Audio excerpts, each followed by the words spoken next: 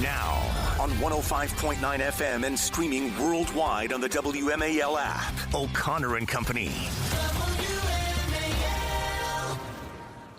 It is 6:07. It's O'Connor and Company this Tuesday morning. It is the last day of September 30th, also the end of the government fiscal year, and that means we could potentially have a so-called funding crisis and shutdown as of 11:59 this evening. We'll track it, and we've got plenty of guests to talk about it. We're going to start in 30 minutes with Ron Halber of the Jewish Community Relations Council, get his analysis of yesterday's announcement from Prime Minister Netanyahu and President Trump about a potential peace deal. The 7:05 brings us Chris Sununu, former New Hampshire governor and president and CEO of Airlines for America, talk about how a potential shutdown could impact air travel. 7:35 brings us Kurt Schlichter, senior columnist at Town Hall. 8:05, Jonathan Schanzer of the Foundation for Defense of Democracies about the Middle East. And at 8:35, Representative Andy Harris of Maryland about how a potential funding crisis might affect this area and whose fault it is. We'll get into all of that. And when I say we, I mean me and Julie Gunlock. Let's get an update here from the great Nick Minnock, a local reporter for WJLA, who's been doing a fantastic coverage of the insanity out of Northern Virginia. Of course, there's a whole lot of insanity there with regard to our school systems, showdowns with with the Department of Education and the federal government. And we've got an update on that story where the Fairfax High School potentially, it appears, allegedly paid for and facilitated a minor girl's abortion without notifying parents. We'll get into all of it, but first we begin with Richard Cox, the registered sex offender who has been allowed to utilize girls' locker rooms because of transgender policies at our local school systems. Take a listen to this update, cut 7. An update tonight on a person that we've extensively covered, registered sex offender named Richard Cox. He claims to identify as a woman and takes advantage of Virginia laws which allow him to access women's bathrooms and locker rooms. He was arrested after Arlington County police say he's repeatedly exposed himself to women and children. But at a preliminary hearing last week, new details emerged that prosecutors say Cox was intentionally tracking when children would be present in these public facilities, and not only in Arlington County, but in Fairfax County, too. It is clear, given his past conduct, and that he sought children out in a very deliberate, systematic manner for sexual gratification. That he kept on his phone the schedule of the girls' swim team, so he could literally travel where they were and walk into their safe places.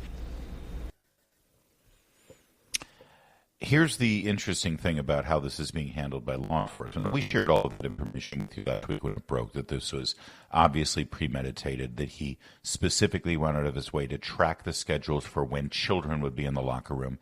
And then, frighteningly, a child accompanied by her mother did in fact see him exposed and gratifying himself, shall we say, in one of the showers, according to the testimony in court.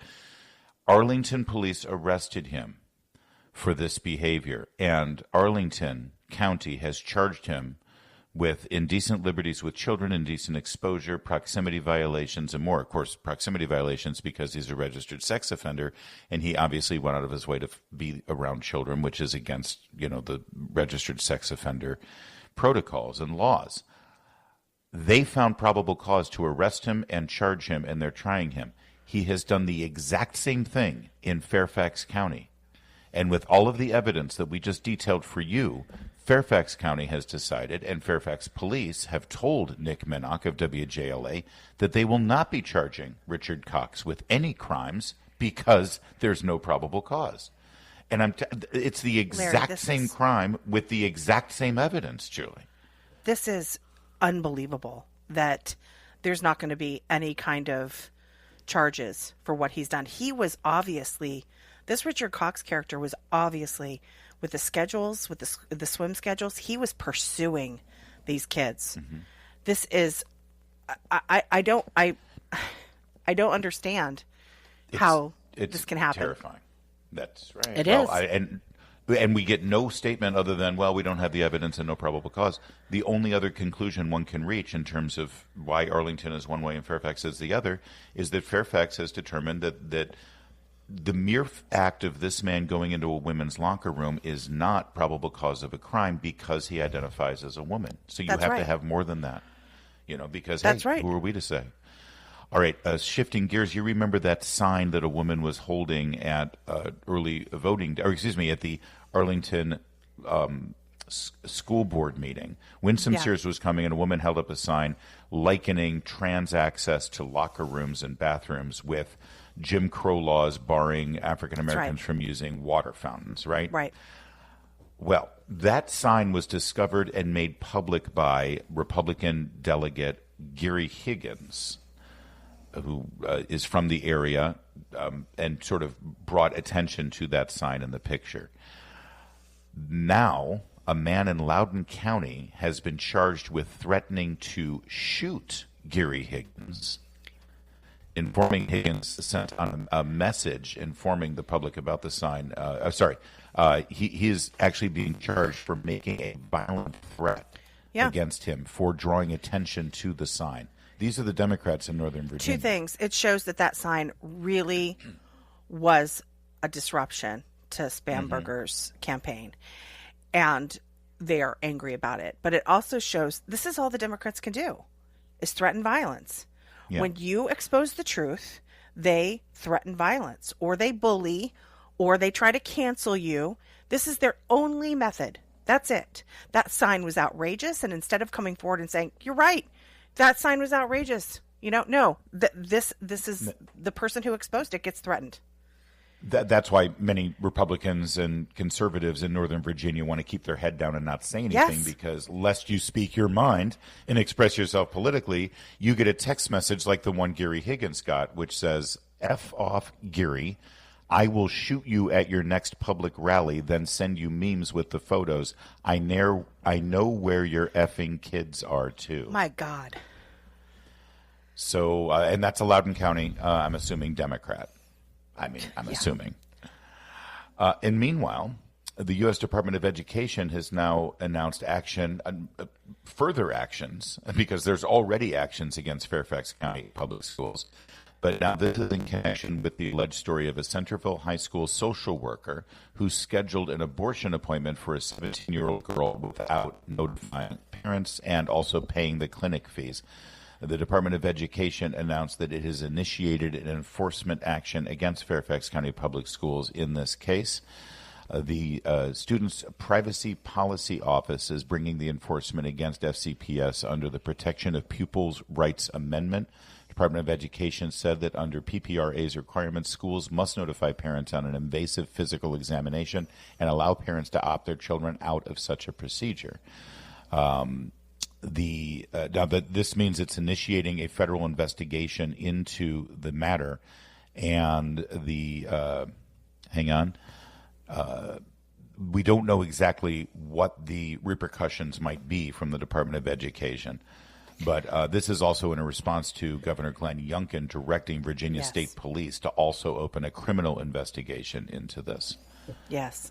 And people should go to jail for this. The idea that they are sending these young girls, paying for them, driving them, arranging them, scheduling them, by them I mean abortions, and not telling the parents. Imagine a 16 or 17-year-old girl going through that and not having the support or guidance of her parents. It is sickening. And I hope that the people at Fairfax, the officials who were responsible for this, I hope they're thrown in jail. This is disgusting. Well, FCPS has now been put on notice that they have to keep all communications, all documentation, and how they handled the matter, all of the details and everything. If this social worker's job, if the salary is in some way connected to federal funding for FCPS, they're looking at a major federal crime here now, and that'll be a fascinating thing to watch unfold. And, of course, your school board members at Fairfax County will have to stand by these policies because that's what they've done every single time. Because and just really quickly, Larry, no statement about this scandal from Abigail Spamberger. She has not commented on this. She hasn't commented on any of these things. WMAL, making sense of the news. Live from the Home Paramount Pest Control Studios. Home Paramount, the leader in pest control since 1939. Your next $1,000 could be one text away. It's 5K a day on WMAL. Speaking of Abigail Spanberger, what a name. Abigail Spanberger. It sounds like a character from a Dickens novel, doesn't it? It does. And then the matronly Abigail Spanberger, who ran the cruel orphanage. Abigail Spanberger, you'll remember, gave a word-salad answer to WJLA reporter Nick Minnock when he asked a simple question: do you support policies that allow biological men into women's spaces? And then she went on this whole, well, federal law and a decision from the executive office, and we're not sure how to interpret the EO. Kamala-esque. It was insane. And then you remember Nick Minnock just tried to follow up, and the video is hilarious with everyone trying to get in the way and protect Abigail Spanberger from the mean reporter. Well, the Winsome Sears campaign has put together an ad. It's on social media. I don't know if it's going to run on the airwaves locally, but it shows all the handlers involved in trying to keep Abigail Spanberger from answering a simple question. Take a listen to what it sounds like. Congresswoman, do you support these bathroom and locker room policies? Thank you. Why can't you answer these questions directly? Pause. The dinging you hear is when they label handler number 1, handler number 2, handler number, showing each one of them standing in front of the reporter trying to protect Abigail. They're acting like the Secret Service, and there's the reporter has some sort of deadly weapon that they're going to use against her. But it's just a question. But go ahead and take a listen to the way it unfolds here. Yeah, go ahead. Real fast. Why can't you answer these questions directly? Hey, you're touching me. I'm not touching you. Congresswoman, do you support these policies?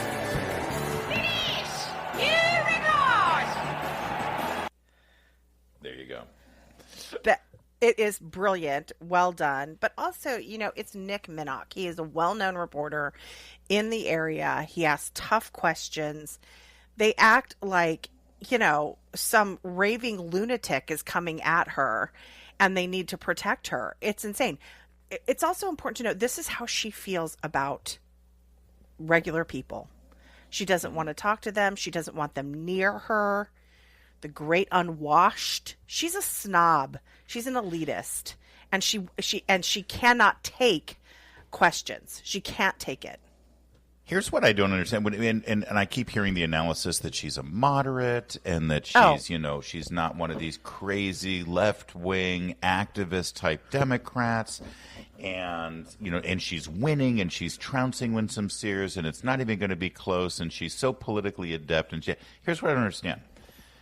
She has voted to allow men into women's spaces. She has voted to allow men play women's sports. She has voted to allow men like Richard Cox to go into a girls' locker room and expose himself to 9-year-old girls, 6-year-old girls. That's what her voting record shows. And she takes money from all the activist groups that support these policies. She's best friends with Danica Rome.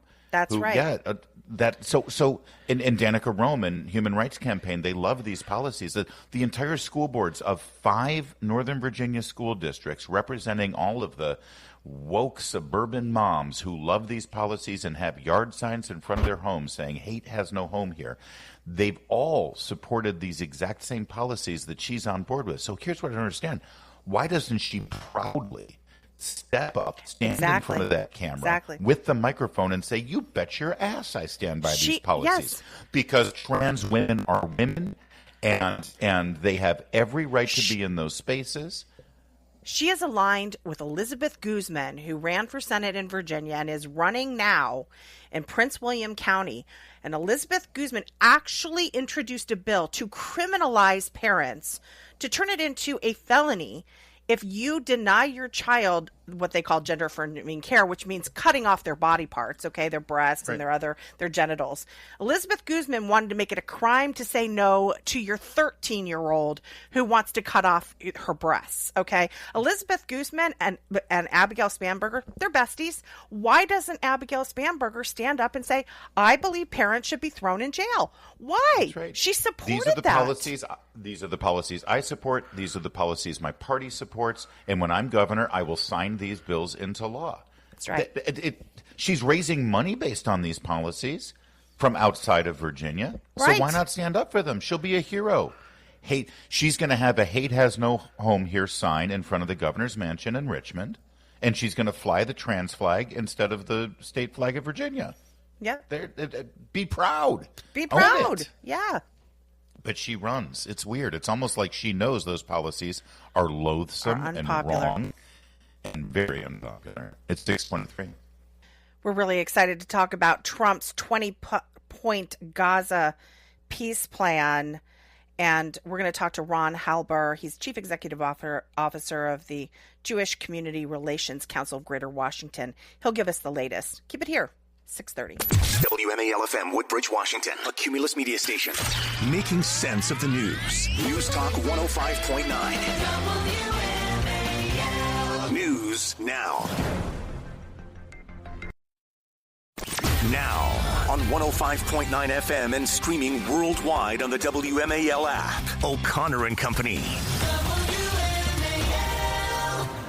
6:37 on this Tuesday morning, 30th day of September, and of the government's fiscal year. That means we could have a shutdown or a funding crisis. It's 7:05. Former governor of New Hampshire, Chris Sununu, will join us to talk about how that might affect air travel, since he's the CEO for Airlines for America now. 7:35, Kurt Schlichter, senior columnist, will join us on the politics of the day. 8:05, Jonathan Schanzer for the Foundation for Defense of Democracies. And then 8:35, Representative Andy Harris, talk about the local impact potentially on a so-called shutdown. It's Larry O'Connor. I keep saying so-called shutdown because most of the government does not get shut down. And in the parts that do get shut down, it's, Larry O'Connor with Julie Gunlock. Good morning, Julie. Good morning.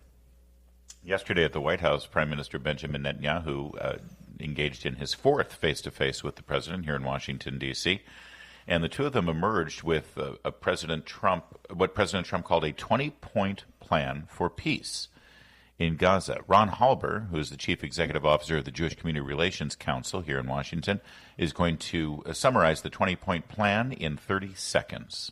No, all right, maybe that's a lot to ask, Ron, but it sure seems like the most important part of this plan is Hamas disbands, Hamas disarms, Hamas gets out of there. Hamas has nothing to do with the future of Gaza.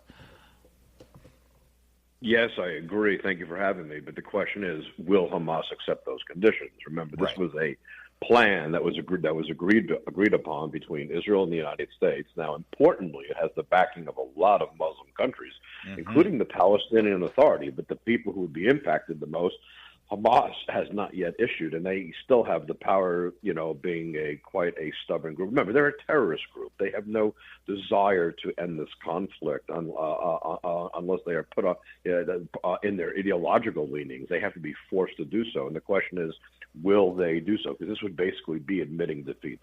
Yeah, but this joint statement from the foreign ministers of Qatar, Jordan, Arab Emirates, Indonesia, Pakistan, Turkey, Saudi Arabia, and Egypt, all embracing this plan that they just came up with, that really does isolate Hamas at this point.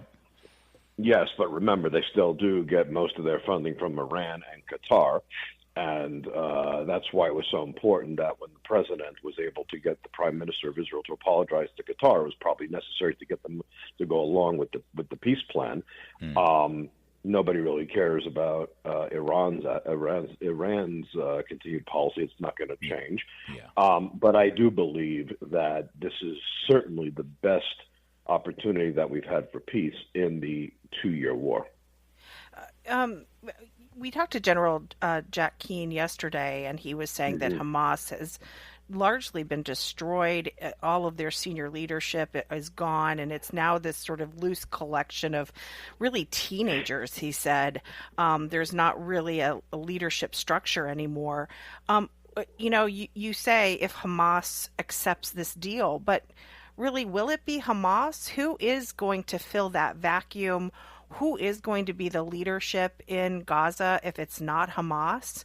And it doesn't seem like Hamas really exists anymore in terms of, again, leadership making decisions. Well, I wouldn't say it's destroyed. It's been reduced from a military. It's been reduced from a military force, definitely into a sort of a guerrilla force, and there still is some command and control. Israel has certainly decimated it, but it's not totally destroyed. And there still is a political leadership in Qatar that is giving orders, and there still are. And they have recruited people. Now, they may not be as well trained as the people that Israel has killed in battle, but they're certainly capable of making mischief. I mean, Israel is trying to take over a city of 1 million people, and is obviously doing it in a very slowly staged manner because the area is booby-trapped. And to be honest, you don't have to be incredibly well trained in order to inflict a lot of damage in a guerrilla warfare. So the reality is Israel's trying to do this in a very slow manner, which has the added benefit of preserving Israeli troops, protecting Gazan civilians, but also giving a chance for Hamas to accept the peace plan. If they don't, I mean, under the peace plan, the idea would be that Israel would gradually withdraw from areas. An international stabilization force consisting of Arab military personnel would take care of those areas and make sure that Hamas does not regain a footing. It does allow for the Hamas who would give up their weapons and accept the peace plan to either remain or to leave under amnesty.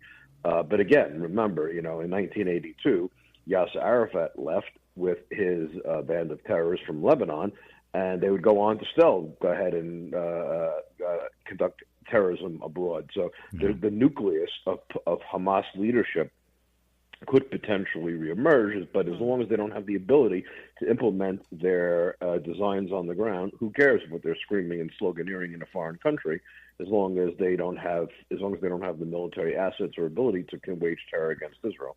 Does this also neutralize some of the critics from places like, France and England and some of the Western European nations who have said, "Oh, we're gonna recognize the Palestinian state" and all of that stuff? But when you've got all of these Arab nations saying, embracing this plan, embracing this way forward, as well as Netanyahu and Trump joining forces on this, and one must assume that if Hamas blinks and does not do anything here and does not accept it, then Netanyahu now has the green light to, as we keep saying, finish the job. What does England say now? What does France say now? What does Canada say now? Those countries that support it. Look, I understand the domestic pressure that a lot of Western European countries are under, seeing images of Israel in military success and unfortunately a lot of destruction in Gaza. And I can see the pressure they have from their domestic constituencies to do something. But typical Western European appeasement and not being able to have a backbone led them to make these decisions. If you are Hamas, the one thing that Hamas, the spokesman, said in an interview is that the recognition of Palestine by the European countries is a victory from October 7th. In other words, you're feeding them. If all these European countries had put 10% of the diplomatic effort that they did into recognizing, into getting the hostages out and clambering down on Hamas, this war may have ended a year ago. But it's the inability to have a backbone. And in this case, Trump's the one who has the backbone. He's the one who understands that if you don't reward people diplomatically for committing acts of terror, and for committing violence, what you do, diplomatic arrangements come out when you the result of what you use diplomacy as a means alternative to war. Yeah, and if Hamas doesn't go ahead and accept them, you give them a diplomatic route out. I mean, I know it's become the hard way or the easy way is become sort of, I think, either in the words of Bibi or the FCC chairman, is basically saying you end the war or Israel's got a free hand. Now, what's very interesting is that a lot of people don't know is the Arab League about a week and a half ago came out for the first time and said Hamas has no future. Hamas needs to disarm. I mean, this is the Arab League. The Arab League. Yes. Right. The Arab League was more realistic than the Arab League was more realistic than England. Than Macron. I can't believe that the Arab League was more realistic in their approach to Israel than England, Canada, and European nations. I mean, it just boggles the mind. Yeah, I agree. Ron Halber, we got to leave it there. Thank you, as always, for shedding some light on this. Jewish Community Relations Council of Greater Washington. 645 WMAL traffic and weather. Making sense of your world. I can't believe this. News Talk 105.9 WMAL. And I am so with you. Making sense of the news. WMAL's Vince Colonnese. Weekdays at noon on 105.9 WMAL. Making sense of the news. Hey, let's check in with Don Lemon on his little Substack YouTube podcast that he's desperately trying to get attention with. Well, when you say things that are outrageous and despicable and insightful, when I say insightful, I mean to incite, not with any insight. What's that, incitement? Anyway. You do get attention. So here's Don Lemon talking about white dudes. Here's Cuddle. Yeah. Men who look like you, men who vote like you, and men who sound like you. White men, something is broken. Wow. Something is cracked deep inside when so many of you believe the answer to fear, to loss, to change is violence. Are you listening to me? I hope I'm saying it loud enough for the people in the back. I mean, that's something extraordinary for a man to say, considering. Is this a cry for help? You know he's married to a white man, right? Yeah, he's so appalled by white men, he goes home to one every night. Well, maybe he's in an abusive marriage.